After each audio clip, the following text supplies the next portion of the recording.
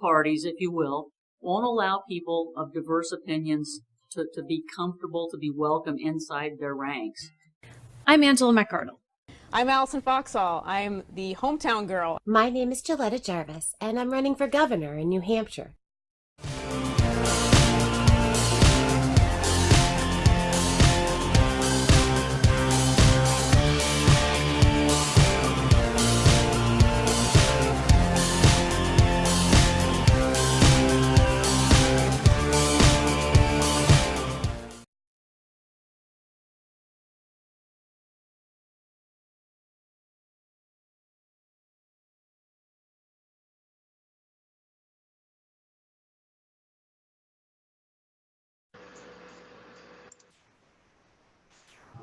Well, hello there. Hello. Hello. I'm just going to verify that I have the right picture on Facebook so that they're seeing what they're supposed to be. And also that it has sound.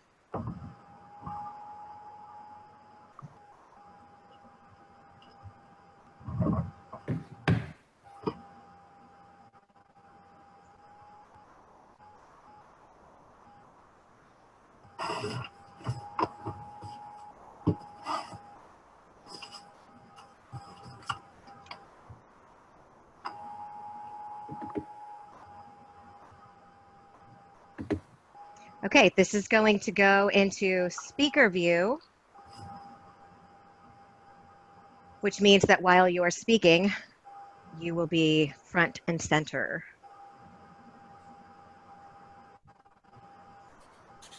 Okay, we will begin. So tonight's format, as I mentioned already, your introductions, you'll each get 2 minutes to introduce yourself. The order begins with Chris and then it will go to Rex. And following that are 9 questions. You have 1 minute each to answer succinctly and then 1 minute to rebut if necessary. And we will move cohesively but flexibly through that. And then at the end of the 9 questions, you'll have 2 minutes to make a closing statement. And we will start with Chris. Hello, my name's Chris Powell. I'm a Libertarian candidate for governor in Oklahoma, and I'm very pleased to be with you today. I appreciate the Feldman Foundation for putting this on, and I'm very glad to be talking to everybody out there who's watching and everybody who might view this at a later time. I'm a former state chair of the Oklahoma Libertarian Party, and I've run for office before and done pretty well. And I'm using that experience to work towards a gubernatorial campaign that will be successful in the fall in challenging the 2 establishment parties. This year is a tremendous opportunity, one that we can't afford to squander. So the nominee for the Libertarian Party has got to really take it to the 2 establishment party candidates, whoever they might be, as well as use the opportunity to build the party going forward so that we're a permanent part of the political landscape in the state of Oklahoma. That's my goals. I've been talking a lot about education and about criminal justice reform and about prioritizing our spending in our state budget, all of which are resonating very well with people here in the state of Oklahoma. And I think that that message going forward can be very successful in the fall. Great, thank you. And Rex? Hi, everyone. I am Rex Lawhorn. I am also running for governor of the state of Oklahoma on the Libertarian ticket. I have not run for office before. I've had no desire to run for office in the history, but Chris is exactly right. We are primed to make some major moves this year all across the nation, and especially here in Oklahoma. A lot of people don't know this, but we finished 4th in the per capita voting for Gary Johnson in the 2016 ballot. And I have long made the argument that Oklahoma is a libertarian state by its very nature. The fact that we haven't been on the ballot before, well, at least in the last 16, 18 years, has made it very difficult up until Gary Johnson secured our ballot position, and therefore the Libertarians are going to be on the gubernatorial race for the first time in state history. it's very important to note that we are traditionally a very red state, and that the Republicans have done a very good job of co-opting the libertarian message here. At least 3 of the candidates that are running on the Republican ticket are pushing a largely libertarian message, and that's what people in the state of Oklahoma know to be a libertarian. We are here to change the debate and to let them know that that's not really a libertarian ticket. Just because you support some rights for some people some of the time does not mean you support our rights for all people all the time. Being well-grounded in philosophy and in policy, I find myself in a position where I am making strong inroads to both the left and the right and bringing them into a more libertarian mindset and teaching them more about the libertarian message. I've been working at this for a year and a half now and had a very successful team that's been pushing us all over the state. We are on our 4th order of yard signs, which doesn't sound like a lot, but for a libertarian campaign in Oklahoma, it's making massive inroads. And the fact 15 seconds. a good established line lets us know that we are on the right path to make major moves in Oklahoma. Thank you. Great. Thank you. Question number 1, we'll start with you, Rex. What is your previous campaign experience and what are the results? And if you would like to modify that, because you kind of partially answered that in your intro, feel free. My personal campaign experience is 0. You've seen my name on the ballot one time, and that was as an elector for Gary Johnson last cycle. There is a reason for that. I don't like the limelight. I don't like the spotlight. I've spent most of my time behind the scenes working on policy.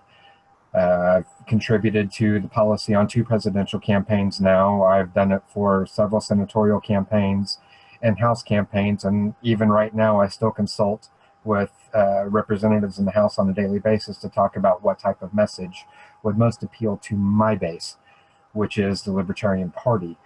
So as far as success is concerned, I would say that we've been largely successful for the work that I've done on the campaigns that I've worked for. The difference between those campaigns and my campaigns is I don't think they were nearly as handsome as I am, and I don't think that they spoke nearly as well. So I think I'm poised to have much better success than either one of them. I recognize Chris's history, and he's been very good about picking out 10 strategic seconds. to maximize his potential for votes. And I'm going to go ahead and let him rebut at this point. Chris, do you have a rebuttal? Well, not so much a rebuttal as much as to say that I really enjoy campaigning, and that's why I've done it as much as I have. I've run for state legislative office, city council, and county office. And in 2016, for instance, I ran for Oklahoma County Clerk and received over 89,000 votes. And that was, to put that in context, Gary Johnson got not quite 84,000 statewide. So I was the top vote getter in the state in just one county compared to Gary's 77. It is the most populous county in the state. So, you know, I did have an advantage there. That was 36%. That's really the best that a libertarian has ever done in Oklahoma. And, you know, I think that those kind of results show a little bit of what I can do. I've also helped with other campaigns and, you know, not just libertarians, but also people in other parties who 10 seconds. liberty message and issue campaigns. So I've done this a lot. Rex, do you have any further comment on the question? No, thank you. Okay, the next question is, why are you running in a contested gubernatorial race for the Libertarian Party? And Chris, well, that goes to you. Well, as I mentioned earlier, and I think Rex also said something about it, this year represents a tremendous opportunity, and I think it's incumbent upon us to put the best candidate that we can forward. So we have 3 individuals, Rex, myself, and another person who has declined to join us this evening. And we're all contesting this to see who comes out as a winner. And not only does that give us some options to see who libertarians in the state think is the best, it's also the case that this having a contested primary has gotten us a great deal of attention from the media. We participated in many forums around the state and been on essentially an equal playing field with the candidates of the two establishment parties. And we're building, we've been able to build a lot of credibility going forward so that whomever the nominee is in the fall will not 10 be, seconds. oh, just here's the third party candidate. It's going to be somebody that the media knows, and it's going to make a difference. Great. Rex? When I first entered this race back in February of 17, there were no other candidates in the race. I announced 4 months prior to Joe announcing, and I believe Chris joined in about a month after Joe. It was never my intent to get into a contested primary. It was our understanding at the time that nobody had expressed interest in running for the Libertarian ticket. And the team that recruited me felt that I was the best option at the time. They liked my experience with policy. They liked my experience leading Oklahoma electoral politics with my work with Americans Elect and with the lawsuit where I actually sued the state to further the ballot access rights of third parties. And without anybody else in the race, I eventually relented and agreed with them. I was quite dismayed when 2 other people joined the race because I believe that I would have been able to serve them well on a back door, but I can't let down the people that had already started following me and have been working for me during that time period. Okay. Chris, do you have any response to that? Just to say that I think that the fact that we're having a contested primary has, as I said, it's really done a tremendous amount for us as far as being in front of voters and being in front of the media. I think it has driven a lot of our growth since last summer, and we've experienced continued growth at a rate that otherwise I don't think would be the case. Great. Okay, next question goes to Rex. What is the role of government in our society? Government serves one function, and that is to protect the rights of the individual. There is no other purpose for government. There never has been, there never will be. Again, this is something that the modern governments have done a very good job of portraying, that they are there to protect and provide for the common benefit, or whatever terminology that they choose to use for that. But at the end of the day, the only function for government is to secure the rights of the individual.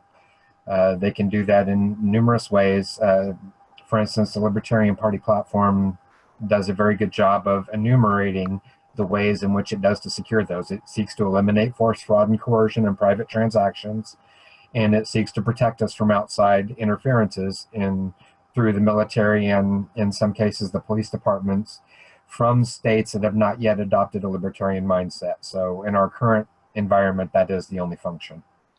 Great, and there's only 1 second left, so good time. Chris, same question? The function of government is to protect rights, the rights of individuals. And the function of libertarians is to pare government back from all the other things that it has been put up to doing by the two establishment parties, and pare it back down to just protecting the rights of individuals. Okay, Rex, do you have anything further to add? No, I do not. Okay, this question starts with Chris. Since Oklahoma has a closed primary, what have you done to grow the party and thus voter engagement? Well, I've been out talking to as many people as I can, carrying the voter registration forms with me wherever I go, doing the various forums and holding events and all of those things that you do as a politician to get attention and draw people to your message and your party. So that's really the basic work of campaigning. And that's what I've been doing. And I'm sure the other candidates have been doing similar things as well. Rex? And the only thing that I've been doing differently than those two is actually a little bit more travel. I have made it a campaign promise. The only thing I've actually promised through the campaign is that I was going to personally visit all 77 counties. I'm at about 52 right now, and I plan on making 4 more in 2 weeks. I traveled to all the festivals. I was just at the Kolache Festival last weekend. I'll be at the Stillwell Strawberry Festival this weekend and meeting people. And I attend various organizations events. I'm a regular attendee at the Oklahoma Second Amendment Association events. I attend the Capitol events whenever possible. And through the exposure that we've gotten previously and the people that now know my face on site, and through conversations we had, it's done a very good job of using that spiderweb effect to where they themselves are taking the message further, grabbing somebody beside them that they know and be like, hey, this is Rex Lawhorn. He's running for governor state of Oklahoma. He's a libertarian. So the most important thing that we can do and that I have done is putting a face with the party that doesn't trigger people. Okay. Chris? Oh, I'm sorry. I want to back this up before we move on. Could you, either one of you, give any kind of a guess as to quantification of growth that your campaign has afforded the Libertarian Party? Well, Robert Laura does a good job of keeping us updated on the numbers of registered libertarians, and he divides it up by the congressional districts. And I think that we've seen I think the highest rate of growth has been in the 4th district, which comes up into the Oklahoma City metro area, into Moore and that area, but it's also all across the southern part of the state. There's been very solid growth in the 5th district, which is Oklahoma County. And there's also been very solid growth in the 1st district, which is Tulsa. So it's really, it's not like we've had all the growth in one spot and none in any other. The 2nd district has low numbers, and the growth has not been as large there, but that's not really home territory for any of us. So I would say that we're all having a very measurable effect, and I wouldn't say that one is obviously far surpassing the other. Yeah, that's absolutely true. It would be next to impossible to quantify it. I have 2 campaign managers working on my team. One of them lives in Mustang, the other one lives in Lawton. So they are both down in that same district that Chris is talking about. One of my strongest bases of support is just outside of Joe's hometown. So it's really impossible to tell, who joined for what reason. And I guess we'll find that out when the primary comes. That's going to be the first time we're going to have any real opportunity to have a measurable effect from anybody's campaign as far as efficacy. Any of the polling we've done has been heavily corrupted by out-of-state participants and unregistered libertarians. So as far as growth of the party is concerned, it really is impossible to tell. No one could even hazard a guess. Okay.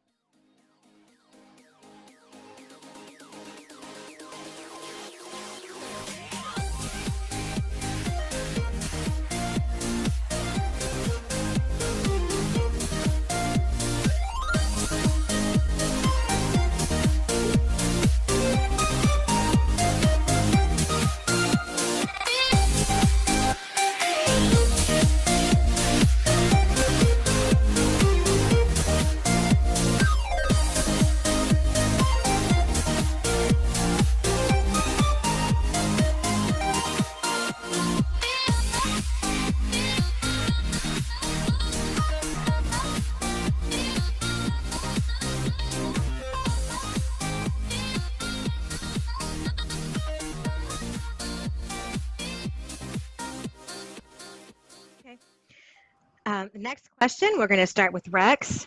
What are the 3 most important issues facing Oklahoma, and how can you fix it if elected the Libertarian nominee for Oklahoma governor? Well, that's impossible to answer in 1 minute. 3 very complex subjects. The 3 subjects that are probably most important to Oklahoma are education, economic growth and diversification, and criminal justice reform. Education I'm going to fix by pushing it down to the local level and fixing the budgeting problem. Right now, 55% of our administrative or 55% of our budgets are going toward administration, and efficient use of those funds would have that number closer to 40%. Economic diversification. Oklahoma has such a bad tax code that we wind up making a lot of raw materials and shipping them to other states to make consumer goods. As governor, I'd like to get the tax code fixed so that it would be possible for these companies to come here and manufacture their goods here, so we're exporting consumer goods and not raw materials. And criminal justice reform, I've already said I'm going to pardon everybody, or at least try to pardon everybody that that is in jail for only nonviolent offenses and has no violent charges, along with pushing marijuana legalization.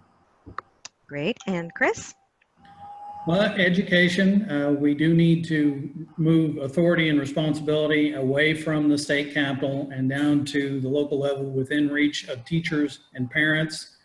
In my view, teachers and parents are the only people who need to be making education decisions about any individual child. Criminal justice reform, we have too many people in our state prisons and too many of the wrong people who shouldn't be there in the first place. And we have a real problem with our budget, with the way we have failed to prioritize spending. We have programs that people are going to demand and want, and it's going to take a while to be delivering the libertarian message to get some of those things dealt with.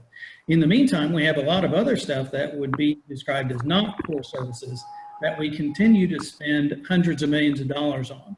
And we're not addressing that, despite the fact that we've had budget woes for the past several years. One of the problems with, from the standpoint of being governor, is that we have kind of a weak governor system. But this is also an advantage, I think, in that the next governor, whom I hope to be, will need to bring people to the table and build consensus on how to go forward. We haven't really seen that here. We haven't even really seen it tried here in an effective way. And I think the next governor needs to do that, and I certainly intend to do so. Thank you. Rex, do you have anything to add? Yeah, as far as building consensus, that's going to be something that's next to impossible in the state of Oklahoma until we show some teeth. And there's a very good reason for that. We are firmly entrenched in a corporatocracy here, to where the big companies, and it's a select few big companies, own every single legislator, regardless of party. We just saw the most recent episode with that with the Oklahoma Education Association. Alicia Priest, a single person, basically shut down education across the state because there is a firm belief in the, I'm going to call it the theocracy of government in the state of Oklahoma. Until the governor, whoever the next governor is, gets in there and shuts them down, in other words, puts their donor dollars at threat, there is no chance of building consensus, because they are all bought and paid for and are going to do whatever their donors tell them. Okay. Next question. We start with Chris. Do you support Oklahoma's current immigration policies, and why or why not? Our current policies, as far as the state goes, I don't believe that we are fighting with the federal government very much on this issue, but I also know that our local agencies, our local law enforcement agencies, and our state, most of our state agencies, are also not acting, carrying water for the federal government on this issue. Particularly our local state agencies, our local police departments and sheriff's offices are not prioritizing chasing illegal immigrants because they have real crimes to deal with. And that is their function and focus. So any attempt by the federal government to co-opt those entities into following their policy mandates instead of having those decisions and agenda controlled by the local authorities, that is something that, as governor, I would strongly oppose. Our local law enforcement agencies, they're there to deal with actual crimes for the most part, and they, sometimes illegal immigrants commit those crimes, but sometimes illegal immigrants are also victims of those crimes, and sometimes those are witnesses. And if you make those people fearful, then it's going to allow more crime to occur because they won't cooperate with law enforcement. So that is definitely something that all of these local agencies seek to protect themselves from being co-opted as a general rule. And I would certainly back them to doing that. And Rex? It's a very difficult question to answer because there is not a single law in the state of Oklahoma, either locally or at the state level, that mentions the word immigration. And there's a good reason for that. It's largely a federal policy. We have no international borders, so it's not like we have to deal with border patrols at all. The only time that Oklahoma ever has to deal with immigration policy at any level is when the federal government decides that they are going to push their immigration policy and try to enforce it in the state of Oklahoma. I have a long-standing statement that if there is a person living in the state of Oklahoma, working in Oklahoma, paying Oklahoma taxes, raising their kid in Oklahoma, they are an Oklahoman, regardless of whatever their immigration status is, because state policy has nothing to do with that. I have a hard time answering the question simply because Oklahoma doesn't have an immigration policy, so I can't say whether I agree with it or not. As far as what we would or would not do with the federal government, it would all depend on whether or not they were acting in accordance with Oklahoma law. I am not a believer in any way, shape, or form of the state and the federal government acting in partnership. We are set up in contention intentionally from the very founding to protect the rights of the individual. That's exactly why the Constitution was written as it was, and why the 10th Amendment specifically reserves the majority of powers to the state. Okay, Chris, do you have anything to add? I think we pretty well agree that we're not going to do the federal government's bidding, and that's pretty standard libertarianism right there. Okay. Next question, I believe, goes to Rex. Teachers in Oklahoma have been pretty angry lately. What do you think the root of the problem is, and what will you be doing during your campaign to fix it or to educate? That's what I've been doing since February of last year. Education has been my #1 platform plank from the very beginning, because everybody who lives in Oklahoma knows that our education system is a problem. The majority of them don't know what the problem is because, I mentioned Alicia Priest with the OEA. The big unions and the national interest groups, the Democratic Party has done a very good job of corrupting the message and lying about what the problem actually is. It doesn't take long digging into the finances of the state education system to recognize the fact that we are engaging in a highly corrupt, highly immoral practice of diverting funds away from the classroom in order to benefit friends of the school board. Whether it's through incompetence or whether it's malicious, I don't know, and I don't really care. I've been going around the state talking about the education system and fixing the administrative overhead and the inefficient use of the money that we've been spending, as well as talking about the 52 revenue streams that each school in the state of Oklahoma has and how we can simplify those down to something that the people can better watchdog and manage. I have been encouraging the angry teachers to go to their school board and demand an accounting for the finances of that school district, because that's not something they're required to do right now. Okay, and Chris?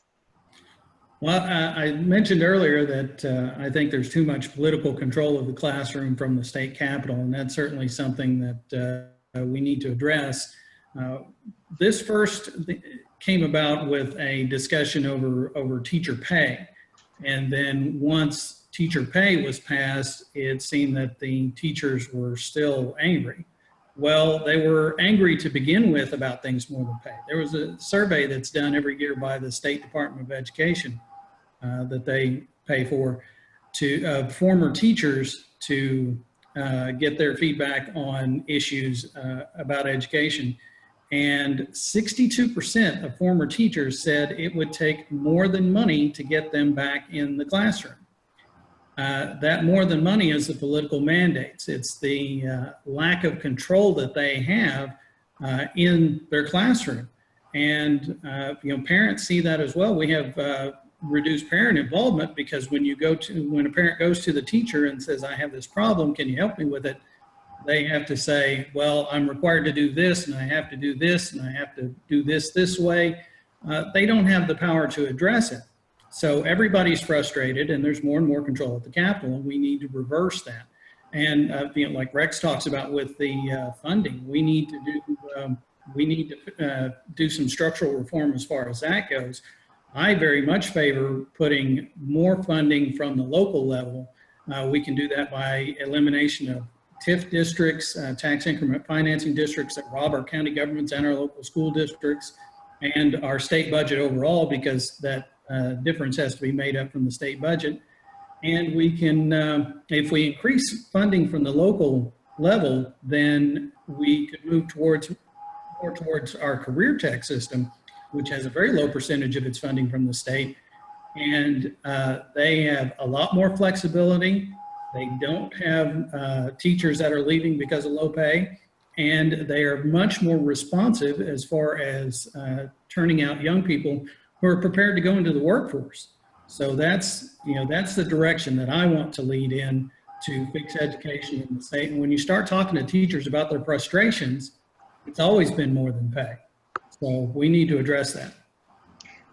Rex, do you have anything to add? Another thing that I've been pushing in the education platform is education savings accounts. That takes the state out of the equation because now the money is coming from the parents and not from the state. So that issue can be addressed by the having nothing to do with the state. Just by enacting education savings accounts, you remove the vast majority of strings that the state is allowed to pull. You can also do that by using school choice, by initiating alternative educational models, such as Swiss-style apprenticeships, to where people are actually working in a corporation.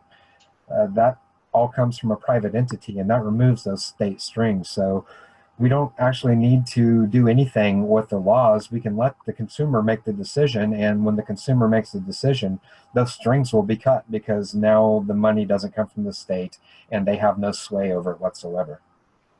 Okay. Next question. We will start with Chris. Do you intend to campaign to educate voters on libertarian ideas if nominated? And if so, how? Well, I think that's kind of the whole purpose. And that's what I've done every time I've run for office, is to promote libertarian ideas of individual liberty and personal responsibility, and limiting government to its proper role of protecting rights. The tricky part is really to craft that message in such a way as to interest people rather than immediately putting them off. There are a lot of people in the world who might be interested in libertarian ideas, except that they hear them phrased in such a way that they immediately reject the message just because they don't like the way it's packaged. And I think that's incumbent on any libertarian candidate to constantly work on crafting that marketing to give it appeal and get people interested and intrigued in what we're trying to offer. It's a great message. We've got great ideas. We've got all the great ideas. But if that was the only thing that counted, we'd have a majority in Congress right now. It's not. We have got to do a better job than we have been doing of marketing liberty. So that's what I'm trying to do. And I think, I'll go back to this, the fact that we have this contested primary and say it has put the onus on us as candidates to each do a better job of trying to do that. Great. Rex? I see the messaging as a twofold situation. I believe it is the role of the party to educate about libertarianism and libertarian philosophy. The job of a candidate is to show how that philosophy applies to their daily life. Regarding what I would do with my campaign, that's exactly what I've been doing from the very beginning, and it's what Chris has been doing also. There's nothing that either one of us have been pushing that hasn't been an attempt to show the average everyday citizen who maybe has never heard of libertarianism how that applies to their life. And we do that through the different policies. We do that through things like education savings accounts. The end result of something like that is going to be the elimination of public education. But if you say it's going to end public education, then that's all anybody hears. They don't hear that their kid is going to have a superior education for half the price that was determined between them, the teacher, and the child, the education triad. What they hear is, you are trying to take education away from my child. And that is a universal situation. Fear is the most powerful motivator on the planet, more powerful than love. In order for us to be successful going forward, we need both to be working successfully. The Libertarian Party has to be explaining libertarian ideas and libertarian philosophy. The candidates have to be applying that philosophy to the law or whatever situation they happen to be in. If you are a sheriff, explain how you are the ultimate law enforcement authority and that you have the authority to keep the feds out and run on that.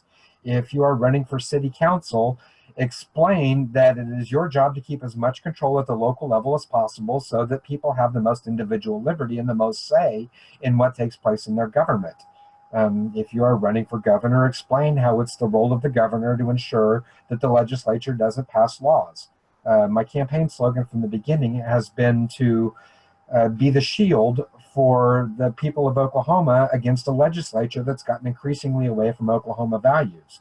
If I were to translate that into libertarian terms, it would be veto every damn thing the legislature passes so that they can't put any more laws on the people. It's all a matter of messaging. There has to be a two-pronged attack. One has to be teaching people the philosophy, which is just a broad general idea to get them used to hearing the words. The second one is the candidate to apply those to specific situations to where they can say, oh, yeah, I get that. That's what I've been all along. That's what I've wanted all along. And I'm hearing that left and right all over the state, whether it's city, county, state, Oklahoma City, Frederick, Oklahoma, male, female, young, old, it doesn't matter. Everybody wants to live free. They just don't understand how the rules apply to them yet. That's our job to teach them. Chris, do you have anything to add? Just that in addition to saying what we want to say, I think it's also important for all of us as libertarian candidates, and not just in the gubernatorial primary, but every libertarian candidate for anything, anywhere, and every party official, is that we need to also listen. If, you know, I think any salesperson will recognize what I'm saying here. If you listen to what somebody is saying when they're disagreeing with you, most of the time they're going to give you the path to finding agreement. You just have to listen and find the way to show them how liberty makes their life better than it is now. Okay. The next question goes to Rex first. Is that correct? Yes, ma'am. All right. What has your campaign done to help down ticket candidates, and what will you do once you win the primary? It's a fine line that you have to walk because you can't have collusion between campaigns at any level. That's against the law. But I have tried very, very difficult. For instance, when I'm in House District 85, I've talked about Will Cagle. I've got a list of all of the candidates that are running, that are signed up to run for the party. And whenever I'm in their district, I'm mentioning, hey, you might not agree with me, but you might want to take a look at this person because they have even more difficult time getting their name out there than we do. So I have worked very, very hard. And in most events, I have gone out of my way to say, hey, you've got this person available for you also. Tracy Baker was running a nonpartisan campaign for city council down in Norman, and I was sharing all of her events, gave her my endorsement, and doing the same thing with other candidates. We have a congressional candidate for US 1, Richard Castaldo, is running, and I've been doing everything I can to push his message as well. But again, you've got to be very, very careful because there is a concern of collusion. And Chris? Well, I've actually, it's Will Cagle's in District 84, which is my district, and I've got his sign in my yard right now. So those kind of things as far as supporting candidates, the down ticket candidates, it works both ways. I've been mentioning Dr. John Yider at every event that that I've been able to, because he's going to be a statewide candidate, and he's going to be in a two-way race. That is going to be huge for us. He's going to break my record as the most successful Libertarian candidate in Oklahoma, both in total votes and probably in percentage as well. I think he's a great candidate. So, obviously all of those kinds of things. I've also, tried to write some things about my experiences for others to learn from, and try to give advice whenever and wherever I can. And I think once this primary is over, we can really go from there to, look at working different areas together and supporting each other even more than we are now. But it's really just trying to do everything we can to tell everybody we can, hey, there's this other option on the ballot, and you need to look at it. Rex, do you have anything to add to that? It's really important that we push our down ticket candidates, and Chris is exactly right about Dr. John Yider. He has a chance to be this next state auditor inspector of the state of Oklahoma, and it's very important that, regardless of whoever wins this primary, that we use the voice that we've gained through this last year to push those candidates, especially after we're no longer candidates and there is no fear of collusion. And I hope that I have the same commitment from the other two, that they are going to use the voice that they've gained to push all of the candidates in the state once they get out.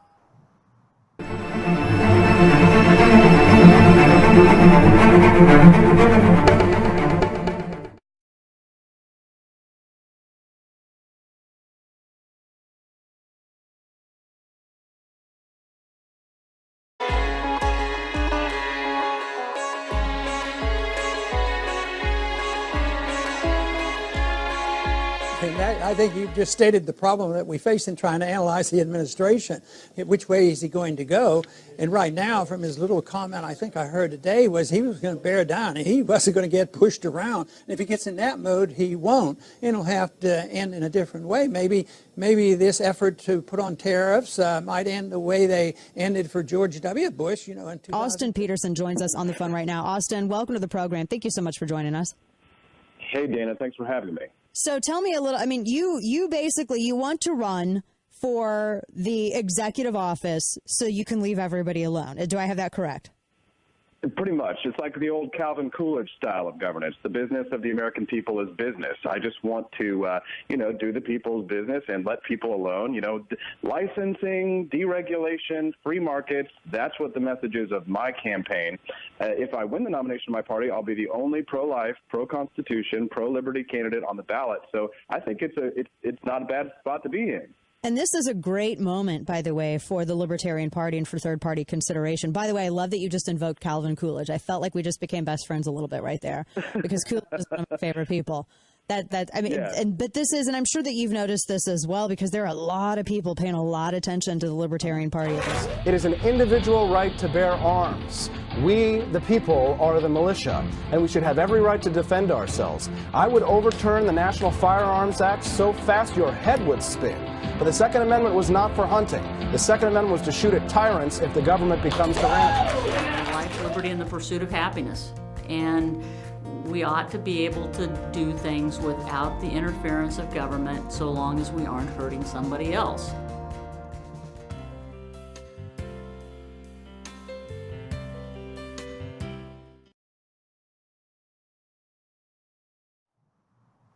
Great. Okay, next question. We're going to start with Chris. Please share any executive experience or executive leadership experience that you have that affords you the ability to be a governor.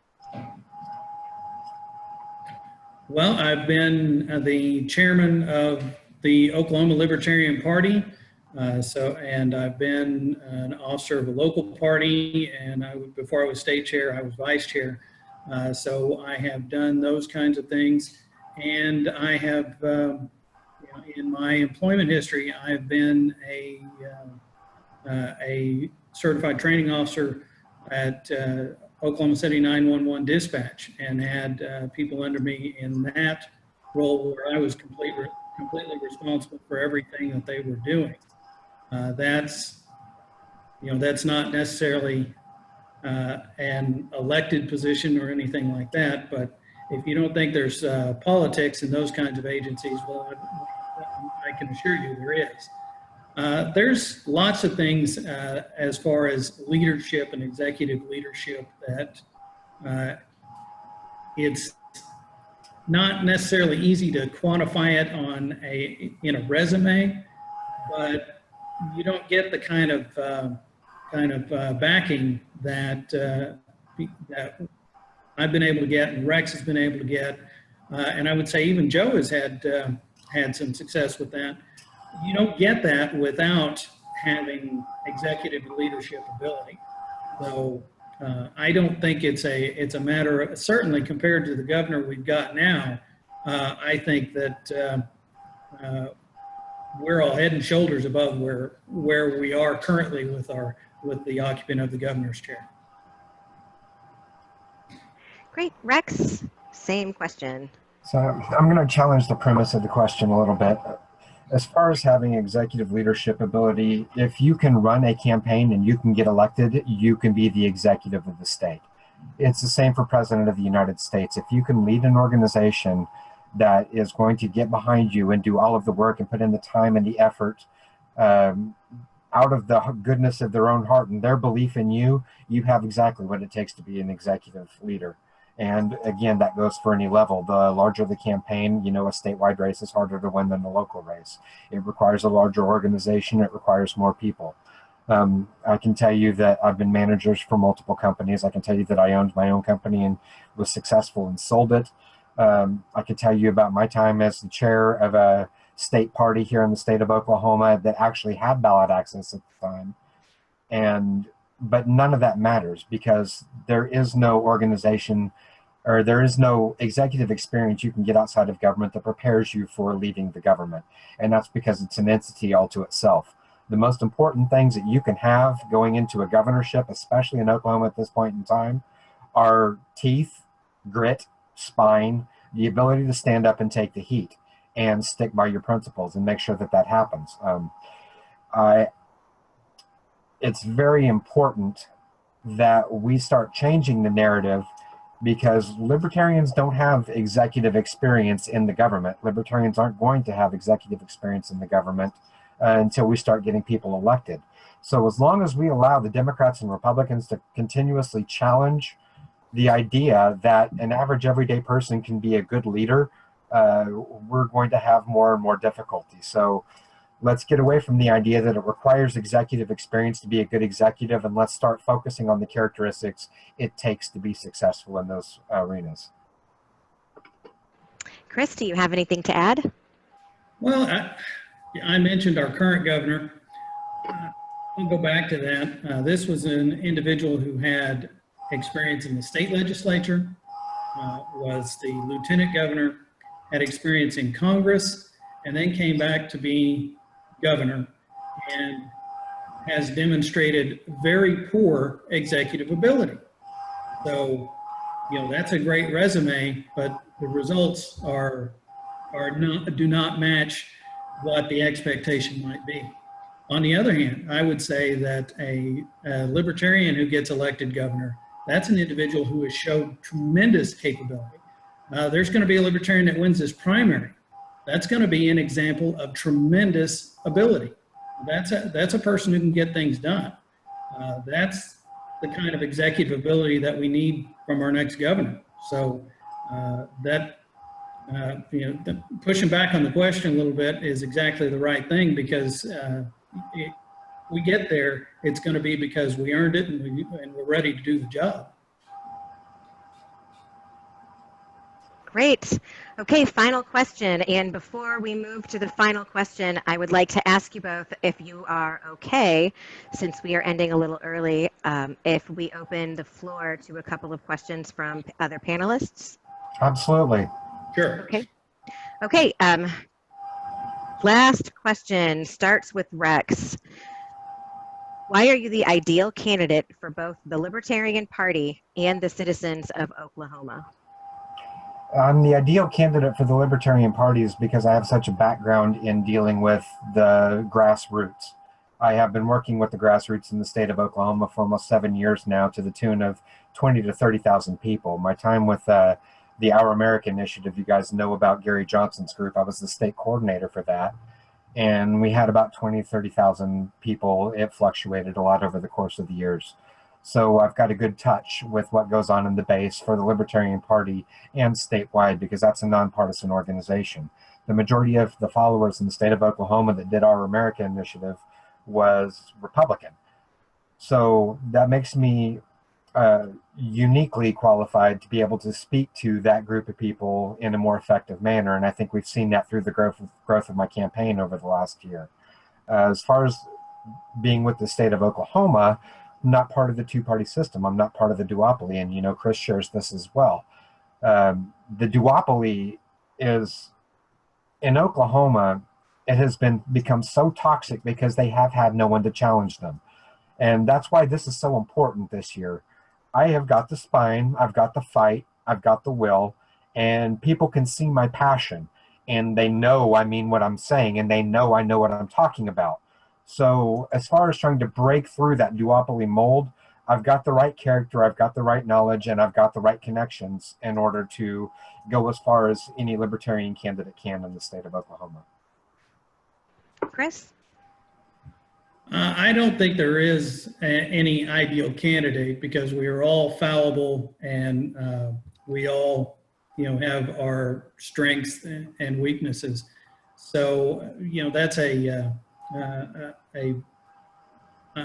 that's an odd question to me. But as far as being a good candidate, and I think the best choice in the primary, I've got experience campaigning. I've been with the party since 2000. I've been very successful as a candidate in libertarian terms, and I've been doing this a very long time. I know a lot of people at the Capitol. I can be in that political arena without being of the political arena, and those are strengths that I have to bring to the table. And I think as far as being the best candidate for Oklahoma, I think I do a good job of speaking the language of the average Oklahoman. These are people that I connect with everywhere I go.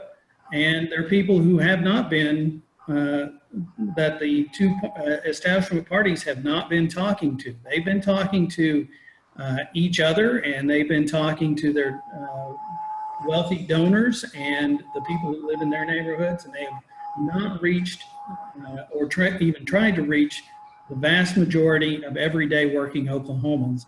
I think that I can do that and do it very effectively and reach those folks to get them to think about a new direction for Oklahoma, breaking out of the two-party system to do things differently in a way that's going to promote individual liberty and make their lives better.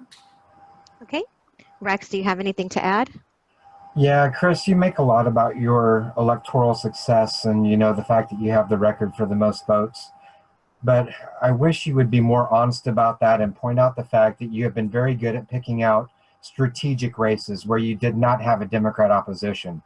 So it's real easy to say that 86,000 votes is a huge success. But as soon as anybody does that research, they realize, oh, there was no Democrat in that race, and it's a heavy Democrat district, and there's no way they're going to vote for Republicans. So yes, I will give you credit for having a lot of experience campaigning, but I have had pushback on that from multiple sectors from the fact that it hasn't been entirely honest by claiming that those are votes you earned and not votes that you got simply because there was no Democrat in a race. Sure, a percentage of those were yours, but a lot of those were not. So Chris was the not Republican, so you got their vote. I think that's important to, as far as establishing a degree of electoral integrity going forward, that we are completely honest about our success. Okay, gentlemen, when is the primary? June 26th. Okay, I am unmuting the panelists. I don't see anyone, no one has responded to asking any questions, so I'm just going to open the floor. Oh, have mercy. I have the ability to mute, so if it gets outrageous. Anybody have any questions for either candidate? Okay, I'm going to close the floor and we will end tonight's debate with Rex Lawhorn and Chris Powell. Joe Exotic apparently was not able to make it. I don't have an explanation to provide for anyone, but I do know that he was unable to make it at the last minute. So if you have any questions, I'm sure you know where to find each of our candidates. If not, Chris and Rex, could you please share with us how people can ask you further questions? Go ahead, Chris. My website is www.powellforgovernor.com. You can also find me on Facebook and on Twitter at OKCS Powell. And you please reach out to me with any questions you might have. Okay. And you can find me at rexforgovernor2018.com. The email link on there works. You can also find me at rexforgovernor2018 on Facebook. You can find me Rex Lawhorn on Facebook, so I'm pretty approachable. You'll see both of us on Twitter as well. So look forward to hearing from you. Great. I am very thankful that both of you could take time out of your day to help libertarians in Oklahoma choose their best candidate. Thank you, gentlemen, and all of our panelists for attending, and I look forward to seeing how the cycle goes. Good luck. Thank you, Angela. You're welcome.